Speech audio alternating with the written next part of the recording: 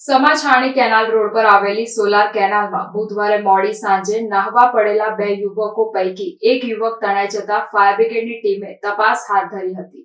Fire બ્રિગેડને કેનાલની બહાર યુવકના કપડાં અને ચપ્પલ મળી આવ્યા હતા. સાંજે 7 વાગે શરૂ થયેલી આ તપાસ મોડી રાત સુધી ચાલી હતી. મોડી રાત્રે યુવકનો મૃતદેહ મળી આવ્યો હતો.